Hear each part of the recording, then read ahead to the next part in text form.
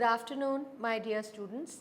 We are now going to study or look at utilitarianism, a theory of consequentialist ethics, normative ethics, which is part of your syllabus or applied ethics. I am Dr. Sudhnya N. Kulkarni, Associate Professor in the Department of Philosophy, Janki Devi Memorial College, University of Delhi. Now, before I go on to explain to you about Jeremy Bentham's utilitarianism, there are certain basic terms that are used in utilitarianism, and they are as follows. First is egoism, which implies acting from one's own interest. The greatest happiness principle, an action that promotes the greatest happiness of persons, is a morally right action. Hedonism, which implies pursuit of pleasure. And utility, of course, which if inaction increases utility, this basically means that it increases the happiness of the individual concerned. Now, if we look at the origins of utilitarianism as a philosophy, we find that there has been a focus on the importance of happiness as an end for human beings, and it has been discussed by philosophers right from the time of Aristotle as well as early Greek philosopher Aristippus and Epicurus. We find that Aristotle had in fact mentioned in his Nicomachean Ethics that eudaimonia or happiness is the highest human good. Saint Augustine wrote that all men agree in desiring the last end, which is happiness. Now, the idea that conduct should be judged by its consequences has also existed within the ancient world. One finds references to the utilitarian ideas also in the works of medieval philosophers, especially St. Thomas Aquinas, who has discussed it at length in his seminal work, Summa Theologica. We find references to the happiness principle also in the works of some 8th century Indian philosophers, Shantidev, who wrote that we ought to stop all the present and future pain and suffering of all the sentient beings and to bring about all present and future pleasures and happiness. During the Renaissance, we find that consequentialist ideas were presented by Niccolo Machiavelli in his political philosophy. In Indian philosophy, we also find the expression of hedonism or happiness in the works of Charvak, who also talked about how materialism or following the principle of happiness is the goal or the ultimate aim or end in life. Utilitarianism as a distinct ethical theory emerged only in the 18th century, and although it is usually thought to have begun with Jeremy Bentham, but there have been earlier writers who have gone on to present their theories that were similar to what Bentham had presented. David Hume, in his inquiry concerning human understanding, has referred to the principle of utility by stating that in any conflict, it is the principle of utility which would help in deciding matters of morality. Bentham has in fact claimed that he borrowed the fundamental axiom, the notion that it is the greatest happiness of the greater number that is the measure of right and wrong, from the writings of Joseph Priestley. If we look at now Jeremy Bentham and his work and his contribution to the philosophy of utilitarianism and how it has gone on to exercise its influence not only in the 18th and the 19th century, but continues to exercise its influence not in the 20th century and even in the present day times. Jeremy Bentham, born in the year 1748, died in the year 1832, born in London, the United Kingdom, studied at Oxford and Westminster, but Bentham was deeply unhappy with the education that he received there. He was interested in the study of law and he did pursue it as a career, but only for a short period of time. He was disappointed by the manner in which legal profession was being used to serve the interests of the rich. Bentham offered a lot of criticisms of the existing theories of law and especially of the works of William Blackstone. He emphasized on the codification of law and how it was much needed to serve the interests of the people as well as of law as a profession. Bentham went on to study the works of renowned philosophers like Hume, Beccaria, and Helvetius. He discovered the principle of utility and decided that he would go on to develop a theory that would apply this principle as normative ethics on human actions and somewhere try and decide whether there could be a principle that would help in correlating and forming the basis for a principle that would work and apply to all human beings.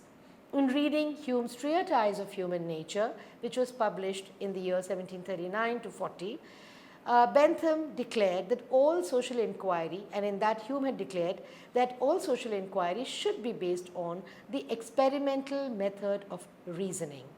And when Bentham read this, he found that virtue, when it is equated with utility, at which he felt as if the scales had fallen from my eyes. Bentham is primarily known today for his moral philosophy, especially his principle of utilitarianism that goes on to evaluate actions based upon their consequences. The relevant consequences of our actions is the overall happiness created for everyone affected by those actions. Influenced by many Enlightenment thinkers and especially the empiricist thinkers such as Locke and David Hume, Bentham developed an ethical theory grounded in a largely empiricist account of human nature. That is why we often call utilitarianism as a consequentialist theory, because it relates the consequences of what an action leads to, and from thereby it goes on to evaluate human actions.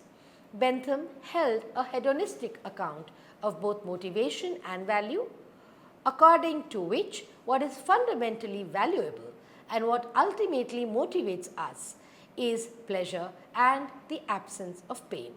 Happiness, according to Bentham, is thus a matter of experiencing pleasure and avoiding pain. He went on to publish his famous work in the year 1789, which is titled The Principles of Morals and Legislation. And in the Principles, Bentham stated, and I quote, that nature has placed mankind under the governance of two serving masters, namely pleasure and pain. It is for them to point out what we do and what we shall do. They govern us in all we do, in all we say, and in all we think. The principle of utility recognizes this subjection and assumes it for the foundation of that system, the object of which is to rear the fabric of felicity by the hands of reason and of law. His next focus is on the principle of utility and how that principle is going to help us in deciding which actions to approve and which actions to disapprove.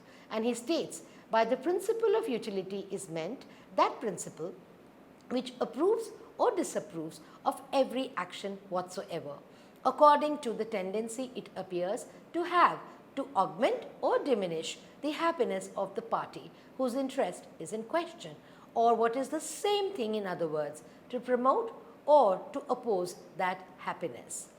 As Bentham stated in his work, that the principle of utility implied a property in any object, whereby it tends to produce benefit, advantage, pleasure, good, or happiness. All this is, in the present case, comes to the same thing, or what comes again to the same thing, to prevent the happening of mischief, pain, evil, or unhappiness to the party whose interest is concerned. If that party be the community in general, then the happiness of the community; if a particular individual, then the happiness of that individual. The Principles is his seminal work in which he described his theory of utilitarianism along with the hedonic calculus. Bentham thus held that the morally right action in any circumstance is the one that will tend to maximize total happiness. He conceives of happiness as a blissful mental state, absence of pain and full of pleasure. For Bentham, it does not matter how the pleasure is produced. He famously declared that pushpin, a game, is as worthwhile as listening to a song, provided both produced equal amounts of pleasure. Each individual counts equally in the calculation of how much pleasure is produced by an action, and the total of pleasurable states determines how we should act. Within the domain of ethical philosophy, utilitarianism, as propounded by Bentham, the founder of the school, is a normative theory of ethics.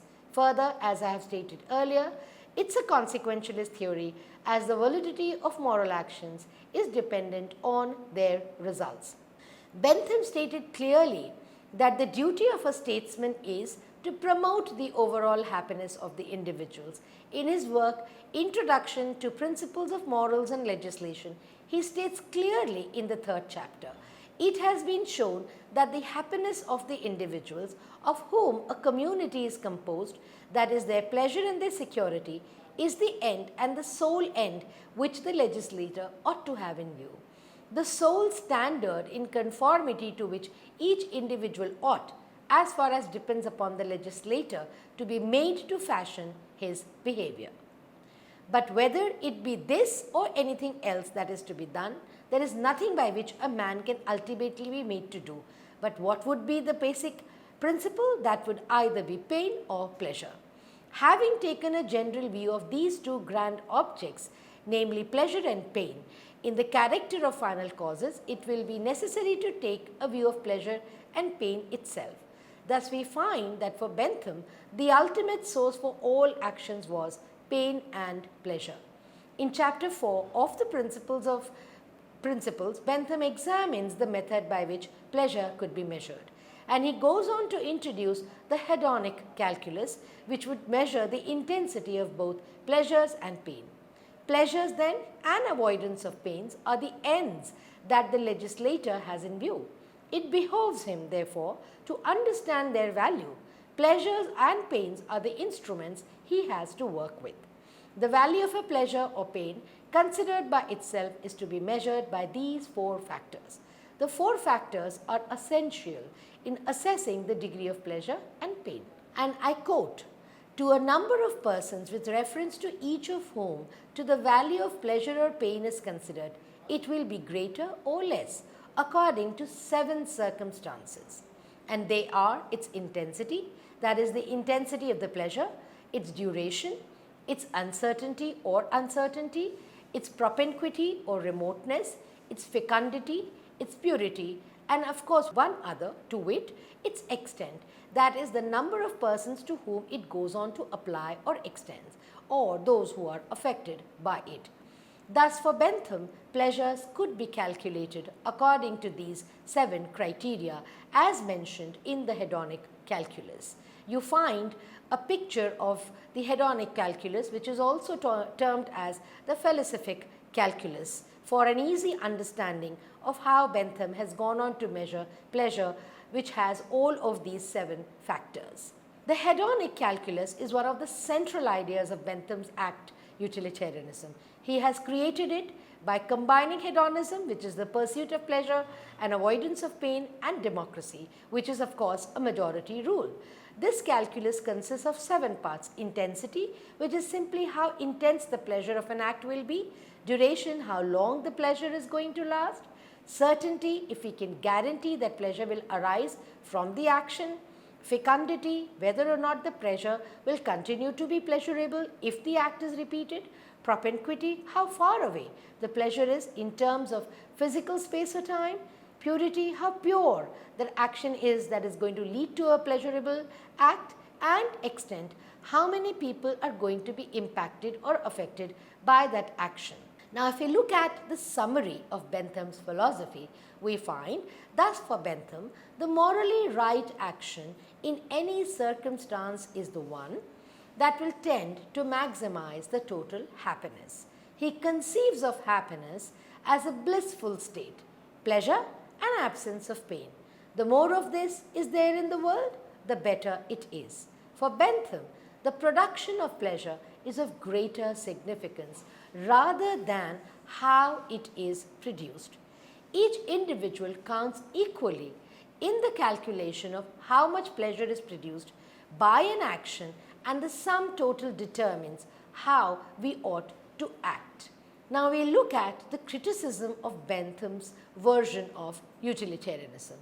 As we have studied earlier, and we will now be looking at Mill's version of utilitarianism. Mill followed Bentham's take on utilitarianism, and he did share some of Bentham's beliefs. His greatest happiness principle is in fact another version of the hedonist principle that happiness is the central factor to be kept in mind while we are going to be evaluating actions. However, there are a few shortcomings of Bentham's version of hedonistic calculus as part of utilitarianism, and it has been something which has been pointed out even by John Stuart Mill, a follower of Bentham but also a critic of Bentham, and who went on to improve upon the quantitative analysis of pleasures done by Bentham and presented his own version of utilitarianism. Now, the first criticism that we look at is the quantitative analysis of pleasures that is done by Bentham. Now, the question arises, can all human pleasures or pleasurable activities that we humans strive for, aim for, be calculated mathematically? Now, the question is further that we are rational agents and we are always, generally speaking, guided by reason. And when we are guided by reason, we decide which actions we are going to pursue and what are the reasons why we are going to perform certain actions.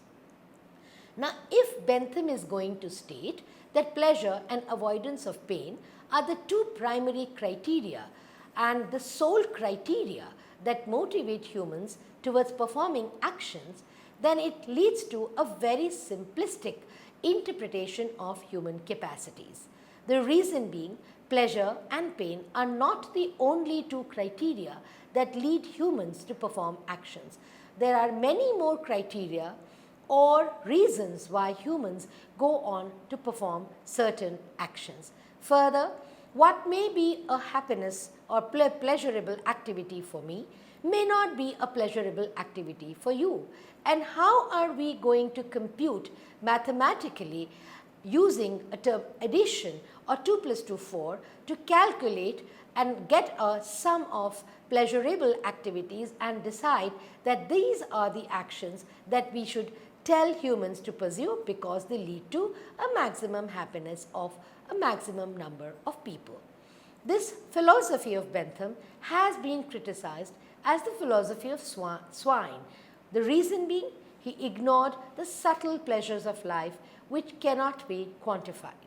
Further, Bentham has also talked about the sum total of human happiness as a common goal of a political organization. Now, this is again questionable. The question of, first of all, what is the human happiness? 2, is there a common good or total of human happiness? And 3, would all political and any typical kind of political organization actually work towards seeking that common good? Is something that needs to be looked into. Common good as an end is something that is fluid, and what is common good is something which political organizations themselves may differ about so far as its definition goes.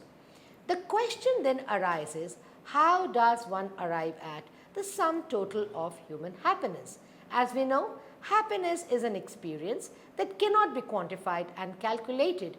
Even though Bentham introduced his hedonic calculus for measuring happiness, yet that hedonic calculus failed as a method. But Bentham failed to understand that happiness or common interest may not be the common good that all members of a political community may be wanting to work for, and the fact that happiness is not quantifiable. The definition, again, as I have mentioned earlier, of common interests is also a challenging concept. Further, how are we going to align common interests of people or individuals in a political organization? And even if we are able to do that, it's a Herculean task. And after we have aligned those aims and ends, calculating which amongst them is going to lead to maximum happiness based on the principle of utility and compute which actions individuals ought to perform in a group is something that needs to be looked into, for it is a challenging task. Bentham somewhere failed to recognize that human behavior cannot be analyzed in such a simplistic manner.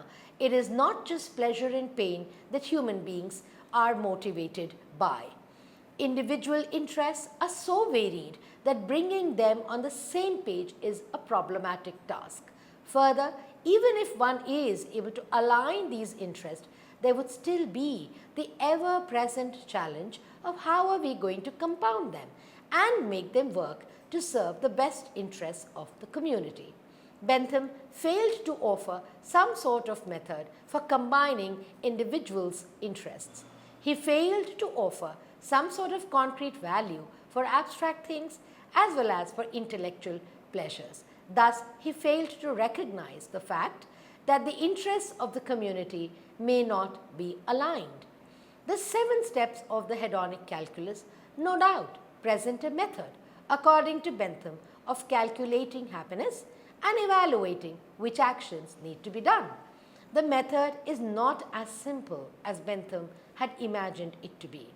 Calculating pleasures on a scale of 1 to 10 using the hedonic calculus is full of challenges, as compounding, adding and subtracting a fluid concept, as happiness is beyond human comprehension. Another problem with his method has to do with the product of the process.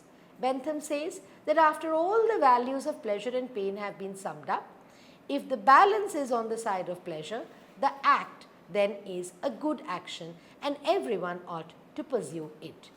Philosophers have criticized Bentham's utilitarianism and the hedonistic calculus as a theory that trivializes human morality and reduces all moral actions to a calculative structure. Further, it also disregards the rights that each individual possesses. For example, if killing all the prisoners in a society will lead to happiness of the other citizens, then should one undertake such an action at all? Bentham's theory fails to provide answers to such challenging questions, or what are called as the slippery slope arguments. Bentham would reply in the affirmative to such a scenario, with no regard for inherent human dignity and rights. Thus, utilitarianism, as presented by Bentham, is impracticable and cannot be applied as a normative theory of ethics.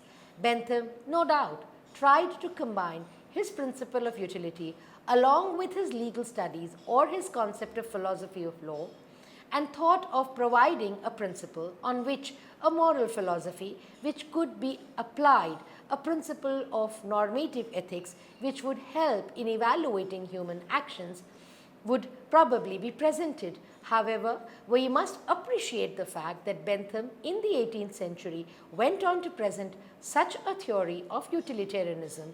Despite its challenges, as I have stated earlier, the theory continues to inspire us even in the 20th and the 21st century. Thank you. And I would like to say that it has been mentioned earlier, has been criticized on the grounds that it failed to recognize that pleasure and avoidance of pain are not the only motivating factors. There are many other motivating factors like kindness, aesthetic appreciation, generosity, fairness, which continue to guide human behavior, and these have been completely ignored by Bentham. And he leaves no room for helping strangers. It completely overlooks kindness shown to unfamiliar persons, and this is an important aspect of human societies, and Bentham's utilitarianism fails to address these concerns. Thank you very much for attending and listening to Bentham's presentation on utilitarianism.